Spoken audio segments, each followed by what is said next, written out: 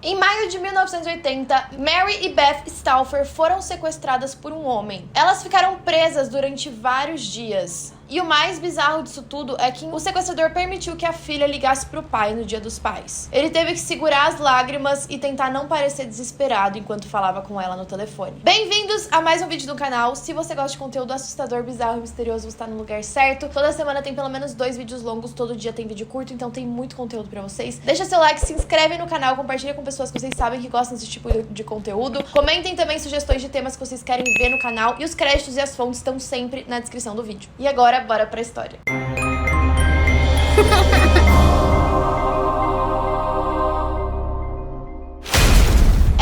De 1980, e a família Stauffer estava fazendo os preparativos para passar alguns anos morando nas Filipinas. Eles eram de Minneapolis, que fica no Minnesota. A Mary, de 35 anos, era uma ex-professora de matemática do ensino médio. Ela e o marido eram missionários batistas e eles tinham 2 filhos pequenos, a Beth e o Steve. Na mente da pessoa que estava perseguindo a Mary, era a última chance dele atacar. Isso porque o homem já estava espionando a família intensamente há alguns meses. Ele sabia, por exemplo, que a pequena Beth tinha uma Barbie que ela ficava maquiando todos os dias e que ficava ali na cômoda do lado da cama dela. O sequestrador também conhecia o filho Steve, também sabia que os pais da Mary iam frequentemente visitar ela e também já tinha perseguido ela durante uma estrada. Na verdade, ele sabia até onde estava a chave reserva do apartamento deles. O que ele também sabia é que a Mary e a Beth, de 8 anos, estavam indo fazer um corte de cabelo de última hora antes de partir para a viagem. O cabeleireiro ficava a poucos quilômetros da casa delas. Foi aí que a Mary e a Beth viram um homem andando em direção a elas. Ela olhou pra cima e pensou que ele estava querendo pedir informações. Mas de repente ele puxou uma arma, colocou do lado da Beth e disse: "Eu preciso de uma carona". Esse estranho, que era um homem asiático com óculos grossos, parecendo estar na casa dos 30 anos, ordenou que a Mary dirigisse o carro. A Mary nessa hora começou a pensar que aquilo não podia estar acontecendo com ela. Será que era um sonho? Não era possível. A Mary então estava dirigindo enquanto ele estava com uma arma do lado dela, e aí ele ordenou que ela parasse em uma área que era bem vazia e cheia de árvores. Elas foram obrigadas a sair do carro, ele amarrou as duas uma na outra e colocou elas dentro do porta-malas. A Mary nessa hora implorou para ele não colocar elas no porta-malas, dizendo que elas não iam conseguir respirar, mas ele não ouviu. Então elas ficaram deitadas de bruços juntas, rezando. Só que de repente o carro parou e o porta-malas se abriu. Isso porque o estranho que estava dirigindo o carro estava conseguindo ouvir as orações delas. E aí ele abriu o porta-mala com raiva, falando para elas ficarem quietas. Ele também enrolou fita adesiva em torno da boca delas para elas não falarem mais. E aí o porta-malas se fechou e elas ficaram no escuro de novo. A Mary tentou trabalhar para afrouxar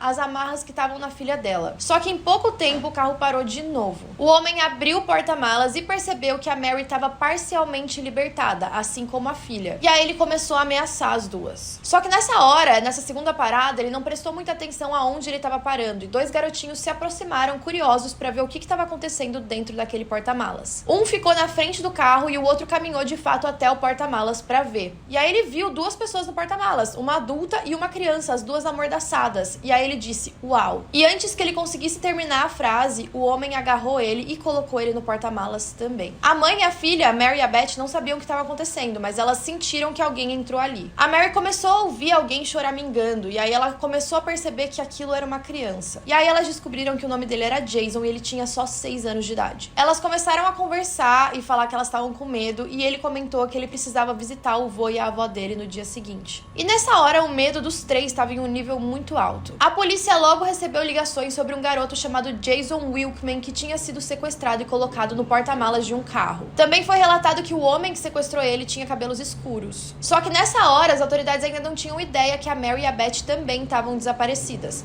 Eles só sabiam do Jason porque ele sequestrou o menino em um lugar que estava à vista de mais pessoas. Nessa hora, parecia que o sequestrador não estava pensando tanto no que ele estava fazendo, ele só se desesperou. Então, de repente, o carro parou. O porta-malas foi aberto e o Jason foi removido do carro. A tampa do porta-malas fechou e tudo ficou quieto de novo. Já era noite quando o marido da Mary percebeu que as duas não estavam voltando e decidiu entrar em contato com a polícia. Ele estava com o filho deles, o Steve. Os dois estavam sozinhos em casa, imaginando o que podia estar acontecendo. Só que a apenas cerca de 10 quilômetros de distância, a Mary e a Beth estavam sendo levadas para uma pequena casa. Ainda com os olhos vendados, as duas foram levadas para dentro e algemadas. delas. E aí elas foram forçadas a entrar em um pequeno armário que ficava dentro do quarto. Dentro do armário elas conseguiram tirar as vendas. E a Mary teve a sensação de que o armário tinha sido preparado para elas. Isso porque tinha um tapete espalhado no chão e também 2 almofadas. O sequestrador também pegou uma chave de fenda e removeu a maçaneta, então ele só conseguia abrir a porta pelo lado de fora. Na escuridão, a Mary começou a se perguntar o que teria acontecido com o garotinho, Jason, e o que aconteceria com ela e a filha dela. Elas passaram uma noite bem agitada, sem saber o que aconteceria com elas. Finalmente, no dia seguinte, o sequestrador destrancou a porta do quarto e ordenou que a Mary saísse. Ele vendou ela de novo, levou ela até a sala, colocou ela sentada no chão com as mãos amarradas acima da cabeça. Então ele começou o que parecia um processo de entrevista. Ele disse pra Mary o nome dele. O nome dele era Ming Shui. Ele revelou que tinha tentado capturar ela várias vezes. Inclusive, uma das vezes ele ia usar um maçarico pra invadir a casa dela. Ele até tinha tentado fazer um buraco no chão bem embaixo da cama dela. E aí ele começou a questionar ela sobre o passado dela como professora de matemática. E ele estava muito irritado que a Mary não tinha reconhecido ele. E horas depois desse interrogatório, o Ming, com 29 anos, finalmente confessou. 15 anos atrás, ele tinha sido um dos alunos de álgebra de Mary na escola. E ele tinha uma paixão pela professora que se tornou bem sinistra. Ele disse que uma nota baixa que a Mary tinha dado pra ele no 9º ano era uma mancha no histórico perfeito escolar que ele tinha. E ele disse que por causa dessa nota, ele tinha sido negado uma bolsa de estudos.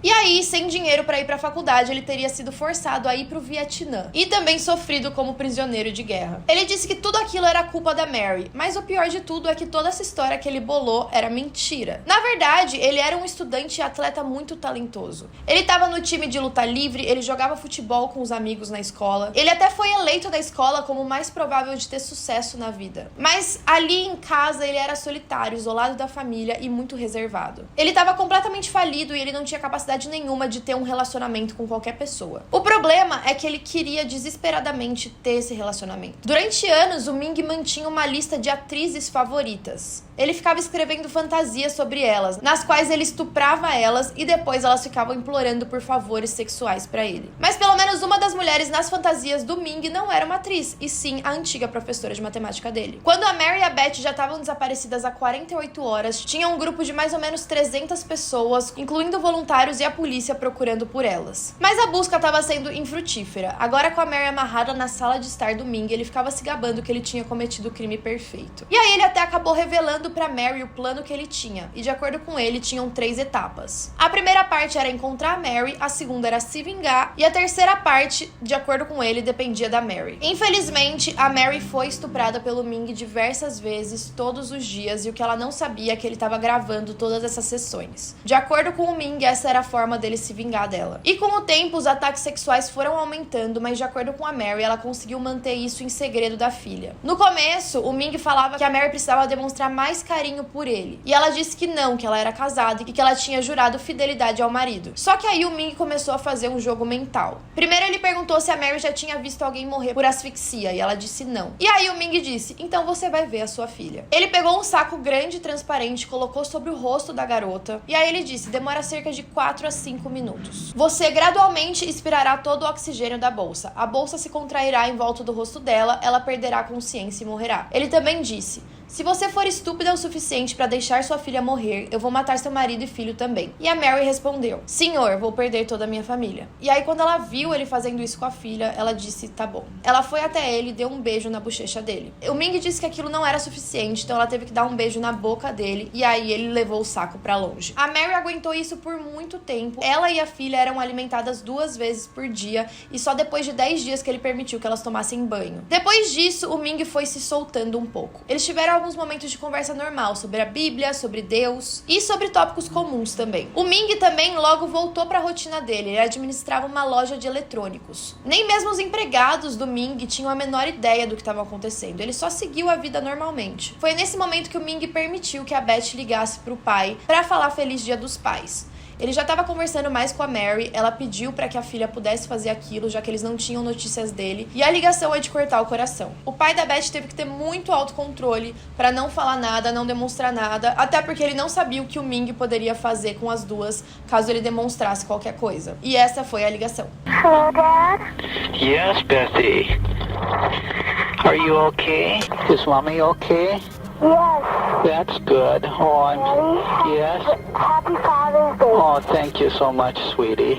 Até que um dia o Ming levou a Beth e a Mary para uma feira de empregos. Elas ficaram escondidas dentro de um carro e foram amarradas com cabos e cadeados. O Ming comprou papel, giz de cera e cadernos para Beth. E era bizarro porque à noite os três estavam juntos e ele ficava jogando jogos de tabuleiro com a Beth enquanto a Mary preparava o jantar. Ele tinha uma ideia bem distorcida do que seria uma família. O marido da Mary estava ficando cada vez mais incomodado e com medo porque as buscas estavam quase parando. Os policiais não tinham para onde ir, eles não conseguiam ter pistas o suficiente, eles não tinham voltado tanto no tempo na época que ela era professora de álgebra. Então chegou o dia 53 daquele cativeiro. Ming disse que ele queria comprar um trailer para os três morarem e foi aí que a Mary percebeu que ele nunca ia deixar elas irem embora. A Mary rezava todos os dias, de manhã, à tarde e à noite. Ela pedia que se houvesse alguma maneira de escapar para que fosse mostrado para ela. E foi aí que ela viu algo. O olho dela foi direto para a dobradiça da porta. Ela disse que tinha um pino da dobradiça e um cabo que estavam conectados. E ela percebeu que a corrente que estava ligando ela à filha dela podia ser erguida para cima da porta. Ela pegou esse pino da dobradiça e puxou. E aí a porta começou a se inclinar de cima. Então ela estava segurando o pino, estava segurando a corrente e ela percebeu que aquele era o caminho para a liberdade delas. Ela conseguiu escapar e todo segundo ela ligava para a polícia. Ela disse: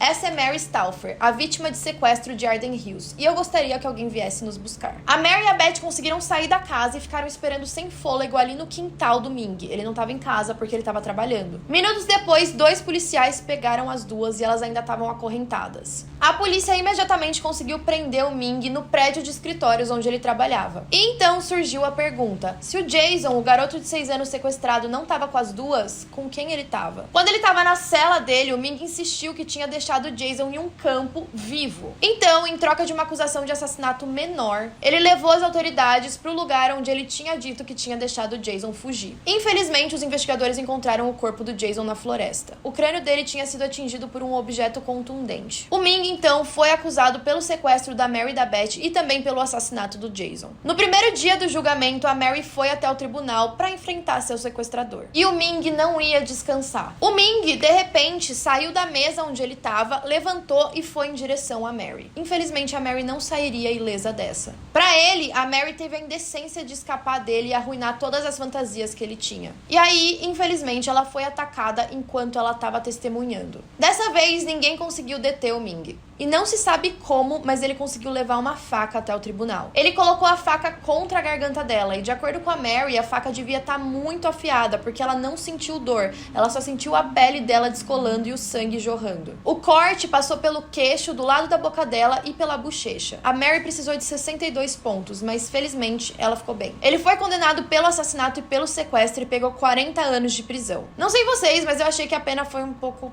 pequena. Até porque, provavelmente, se ele for solto, não acho que ele vai descansar e deixar a Mary em paz. Durante 3 décadas, ele ficou preso. Só que agora, ele é elegível para liberdade condicional. Os advogados do Ming dizem que ele já cumpriu a pena dele. A Mary, em depoimentos, disse que ainda acha que o Ming é perigoso. Ela disse: "Nunca esqueceremos suas palavras para nós." Ele disse: "Mesmo que eu seja pego e preso por 25 anos, não pense que vou esquecer você. Quando eu sair, vou atrás de você, e se você estiver morta, eu vou atrás de seus filhos." A Mary e a Beth voltam sempre pro tribunal para tentar proibir essa libertação do Ming. Ele nunca recebeu tratamento psicológico desde que ele foi preso. Então muita gente alega que ele ainda é um predador e que ele vai ficar melhor se ele estiver atrás das grades. O Ming se desculpou em audiência pública, argumentou com os advogados dele que não era mais um perigo. Ele disse que ele já tem 60 anos, que ele foi um prisioneiro modelo e que ele tem problemas de saúde. Então, resta saber as cenas dos próximos episódios, se ele vai ser liberado ou não. Enfim, esse foi o caso de hoje. Comentem o que vocês acharam e até a próxima.